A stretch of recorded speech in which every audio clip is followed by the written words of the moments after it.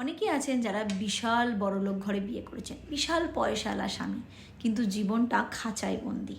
অনেকে আছেন যারা দারুণ হ্যান্ডসাম একটা ছেলেকে বিয়ে করেছেন, ছবিতে তার পাশে দাঁড়িয়ে থাকলেও বাস্তব জীবনে তার স্বামী কিন্তু তাকে নিয়ে খুব একটা রাস্তায় বেরোন না। কি হবে এরকম লাইফ পার্টনার দিয়ে? তাই তাকে পছন্দ করুন যে আপনার সঙ্গটাকে উপভোগ করবে। তার কাছে খারাপ হোক, ভালো হোক, মন্দ হোক, যেই হোক, সব কিছু শুধু আপনি। যার কাছে আপনি বেস্ট বাইক পার্টনার, নাকি শুধু বেড পার্টনার। যে আপনাকে পুরো পৃথিবীটা না ঘোরাতে পারুক, অন্তত আপনার চারপাশটা ঘোরাতে পারবে, নাকি আপনাকে চার দেওয়ালের মধ্যে বন্দি করে রাখবে। যে নিজের জীবনটা আপনার সঙ্গে উপভোগ করতে চাইবে এবং আপনাকেও জীবনটা উপভোগ করাবে, তাই না? পার্টনার তো এরকমই হওয়া উচিত।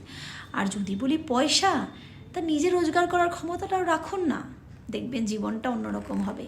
বড়লোক বর খুঁজতে হবে না, বর যদি অল্প পয়সাও রোজগার করে তাও জীবনটা উপভোগ করতে পারবেন। শুধু নিজেকে সমর্থ বানান।